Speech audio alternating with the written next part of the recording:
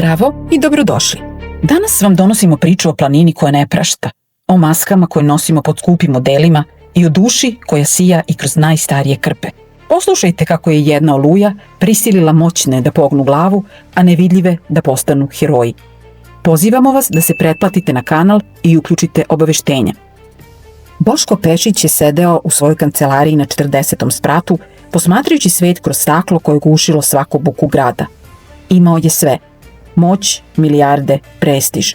Ali, slušajući izveštaje o svom novom planinskom turističkom kompleksu Zlatna pahulja, osetio je nelagodu. Izveštaji su govorili o profitu, ali su žalbe zaposlenih na neljudske uslove i bahatost menadžmenta bile sve češće. Morao je podhitno da se mnogo intenzivnije aktivira kako bi, što je njegov otac umeo da kaže, odvojio žito od kukolja. Odlučio je da uradi nešto radikalno. Umesto najavljene inspekcije, naredio je svom asistentu da organizuje planinski team building preživljavanja. U srcu planine, za zaposlene koji su bili lice njegovog hotela i direktno uticali na recenzije gostiju. Niko u tom odabranom timu nije znao da će i on biti tamo. Boško je otišao u staru porodičnu kuću na selu i iz podruma izvukao opremu svog oca. Bila je to stara, izbledela planinarska jakna sa zakrpama na laktovima, iznošene pantalone i teške, popravljene čizme. Kada se pogleda u ogledalo, više nije video moćnog Boška Pešića. Video je Andriju, njegovog oca u mlađim danima, koji je ličio na hiljade onih koji svakog jutra ustaju pre zore da bi svojim radom obezbedili egzistenciju svojoj porodici. Team building je počeo u podnožju, gde se okupilo 20 ljudi. Menadžer prodaje Vlada i šefica marketinga Sandra stigli su u novoj, tek kupljenoj opremi koja se presijavala na zubatom suncu. Delovalo je da je celokupna njihova oprema i odeća koštala koliko i garsonjera u predgrađu. Pogledaj ovog novog kolegu, konsultanta, prošaputala je Sandra Vladi malo glasnije da i drugi čuju, pokazujući na Boška, Andriju, koji je njemu dozvolio da se priključi. Liči na beskućnika koji je negde usput ukrao ranac. A onda mu se glasno obratila. Slušaj ti novi, ti idi na začelje. Hoćemo da se fotkamo za društvene mreže tokom puta, a ti se tu nekako ne uklapaš. Njeno obraćanje je bilo praćeno odbojnom grimasom, kao da gleda beskućnika dok kopa po kontejneru. Boško je samo ćutao, osjećajući prvi ubod nepravde koju njegovi radnici očigledno trpe svaki dan. Sandra, pogledaj mu čizme. Ne deluju mi ni da su vodoporne, a kamoli za sneg. Zasmeo se Vlada. Andrija, nadam se da nećeš na pola puta kad ti se i čizme i čarape natope vodom da počneš da kukaš, da se vratimo. Nije planinski team building za svakoga. Usput, jel možeš da poneseš moj pomoćni ranac? Malo je težak, a ti si sigurno navikao na teret. Izgledaš kao neko ko je ceo život proveo vukući nešto tuđe. Dok su se penjali, bahatost je samo rasla. Ljubica, tiha žena koja je radila u održavanju hotela, teško je disala noseći svoj ranac.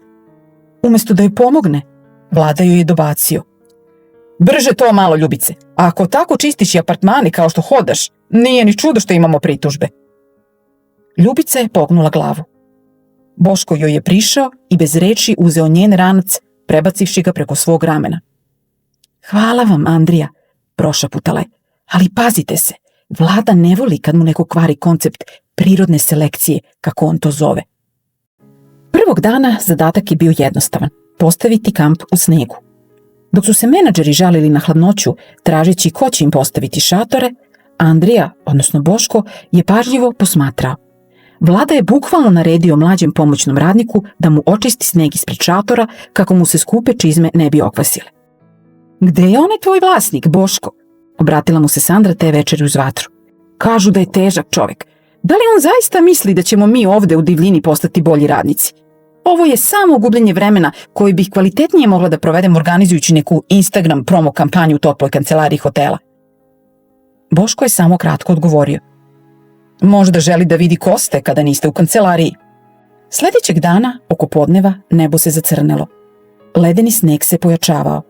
Planina je odlučila da pokaže svoju moć. Vetar je počeo da zavija poput ranjene zveri, noseći ledene iglice koje su bockale kožu. Vidljivost se smanjila na metar. Slušajte me, viknuo je Boško pokušavajući da nadjača vetar. Moramo da se povežemo konopce, da neko ne zaluta i da potražimo zaklon u zavetrini stena. Ovo je opasna mećava. Ma šta ti znaš, Novajlio? Izverao se Vlada, čiji su skupe naočare već bile potpuno zamagljene. Ja imam GPS na satu koji vredi više od tvoje kuće. Znam gde je planinarski dom. Prečica je tuda, preko ovog grebena. Greben je zaleđen, Vlado, nemojte da idete u tom smeru, upozorio je Boško. Ali Vlada i Sandra, praćeni skoro svim zaposlenima koji su im se dodvoravali, krenuli su naslepo, oslanjujući se na Vladin GPS sat, usput glasno komentarišući o onima koji koče timski duh. U tom haosu mladi Stefan, momak iz obezbeđenja koji je pokušavao da pomogne drugima, okliznuo se. Krik je presekao vetar. Pao je u usku, duboku jarugu, ali se srećom zaustavio na izbočini 2 metra ispod. Vlado, Sandra, Stefan je pao, pomozite nam da ga izvučemo, vikala je Ljubica prema grupi koja se udaljavala. Vlada se okrenuo, pogleda u pravcu mračne rupe u koju je Stefan upao, a zatim u svoj sat. Nemamo vremena, smrznućemo se ako ostanemo, neka se snalazi, mlad je. Andrija, ti si konsultant, pa se prokonsultuj sa kolegama koji ostaju kako da timski rešite problem. Ipak je ovo team building. Sandra je samo klimnula, ne pogledavši ni Stefana ni Ljubicu. Bilo je zadovoljstvo, društvo, vidimo se uskoro na toplom, ili možda ne? Glasno se nasmela kao da ispričala neku šalu. Na drugoj strani, Ljubica je, iako fizički najslabija, bez oklevanja počela da skida svoje rezervne vunene čarape i termofoliju iz svog ranca. Ja ne idem nigde, rekla je čvrsto dok joj je vetar šibao lice. Andrija, pomozi mi, ako ga ostavimo do jutra ga neće biti, ne mogu da živim sa tim na duši. Boško je u tom trenutku video sve što je trebalo da vidi. Sledećih nekoliko sati bili su test koji teško da može rečima u potpunosti da se dočara. Boško i Ljubica su uz nadljudske napore uspeli da izvuku Stefana iz jaruge. Momak je jaukao od bolova, noga mu je bila deformisana. Boško je pažljivo ispratio svaki njegov pokret dok su ga prebacivali na improvizovana nosila od grana i Boškovih planinarskih štapova. Sklonili su se u malu pećinu koju je Boško ranije primetio. Ljubica je skinula svoj dodatni džemper i obmotala ga oko Stefanove noge, iako je i sama drhtala. Evo, Stefane, pojedi ovo, rekla je, pružajući mu parče suvog hleba i malo slanine. Nije mnogo, znam, to je moj današnji ručak, ali tebi je sad potrebniji, moraš da povratiš snagu. Ljubice, zašto to radiš? Upitao je Boško, posmatrajući je sa divljenjem. Trudiš se i angažuješ, iako je većina kolega otišla sa Vladom i Sandrom. Okrenuli su nam leđa, ne trepnuši, kao da smo manje vredni u odnosu na njih. Ljubica se tužno osmehnula, a njene oči su zasijale na svetlosti male baterijske lampe. Moj otac me naučio da čovjek vredi samo onoliko koliko je spreman da se žrtvuje za drugog, odgovorila je drhtajući od zime. Ovi iz uprave, oni vide samo cifre. Oni možda broje naše pare i naše sate, ali nisu svesni da jedna firma, a u krajnjoj meri jedna država, opstaje na ramenima nas malih, koji se ne bojimo da isprljamo ruke i pomognemo bližnjem. Mi smo možda za njih sporedni kolosek, ali mi smo ti koji guraju voz, uzdahnula je popravljajući Stefanu ćebe. Mi, mali ljudi, smo kao ovaj sneg. Kad padne jedna pahulja, niko je ne vidi, ali kada se skupimo, možemo da zaustavimo planinu. Žao mi ljudi poput Vlade, oni su bogati samo na papiru. Srca su im praznija od ove pećine. Boško je slušao svaku njenu reč. Te reči su ga bolele više od ledenog vetra. Sve te godine on je bio taj koji je gledao samo u cifre. Ljubice, da li misliš da bi vlasnik firme, taj Boško Pešić, ikada razumeo ovo o čemu pričaš? Upitao je. On, nasmijala se gorko. On je sada verovatno u luksuznom stanu negde u Dubaju ili Londonu, dok mi ovde umiremo za njegov novi hotel. Ne mrzim ga, ali ga žalim. Nikada neće saznati kakav je osjećaj podeliti posljednji komad hleba sa strancem u Mećevi. To se ne kupuje deonicama. Sutradan, kada je sunce konačno probilo oblake, Boško, Ljubica i povređeni Stefan stigli su do planinarskog doma. Izgledali su kao duhovi, prekriveni injem, iscrpljeni, ali živi. Unutra je bilo toplo. Vlada i Sandra su sedeli pored kamina, držeći čaše kuvanog vina i glasno prepričavali svoje herojstvo kako su uspeli da se probiju kroz oluju. Kada su se vrata otvorila i kada su ušli preživeli, na trenutak je zavladala tišina. O, pogledajte ko je vaskrsno, dobacio je Vlada cinično. Andrija, izgledaš još gore nego juče. Nadam se da nisi očekivao da ćemo te čekati. Biznis ne čeka one koji zastajkuju. Vlado, Stefan je mogao da umre, viknula je Ljubica jedva stojeći na nogama.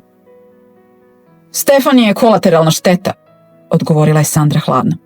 Na planini važi pravilo jačeg. Tako je i u firmi.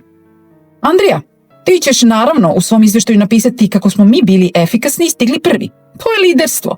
A mi ćemo za uzvrat uputiti ovima iz uprave reči hvale za tebe. U tom trenutku na vrata doma je ušlo nekoliko ljudi u odelima. Boškov lični asistent i advokati. Prišli su Andriji, koji je polako počeo da skida svoju staru jaknu. Vreme je, gospodine Pešiću, rekao je asistent, pružajući mu čist kaput i mobilni telefon. Sandra i Vlada su stali skamenjeni. Boško je pozvao broj i dao instrukcije. Miloše, ovde Boško Pešić. Dovezi helikopter na vrh kod planinarskog doma za 10 minuta i pripremi papire za momentalne otkaze zbog teške povrede radnih dužnosti i ugrožavanja života za Vladu Petrovića i Sandru Jović. Vlada je ispustio čašu. Vino se razlilo po podu poput krvi. Sandra je prebledela, pokušavajući da kaže nešto, ali joj glas potpuno nestao. Gospodine Pešiću, mi nismo znali, a Andrija... Zamucao je Vlada, praveći par koraka unazad, kao da ga je neko gurnuo. To je i poenta, Vlado, rekao je Boško, gledajući ga sa dubokim gađenjem. Trebalo je da budete ljudi kada niste znali ko sam. Rekli ste da nas male niko ne vidi. Pa danas vas ja vidim vrlo jasno. Vidim vašu prazninu, vaš kukavičluk i vašu bedu pod tom skupom opremom. Uživali ste u statusu koji sam vam ja obezbedio i potcenjivali svoje kolege, ljude sa kojima svakodnevno radite. Vaše stvari vas čekaju ispred hotela. Danas se ne vraćate kao menadžeri, već kao nezaposleni ljudi kojima želim da iskuse kako je to biti mali i nebitan. Okrenuo se ka Ljubici, koja je u šoku stajala pored Stefana. Boško joj je prišao i uzeo njene ispucale, promrzle ruke u svoje. Ljubice, tvoj otac je bio u pravu. Bez vas malih, ova država, moja firma i moj svet ne bi postojali. Hvala ti što si me videla kada sam bio nevidljiv.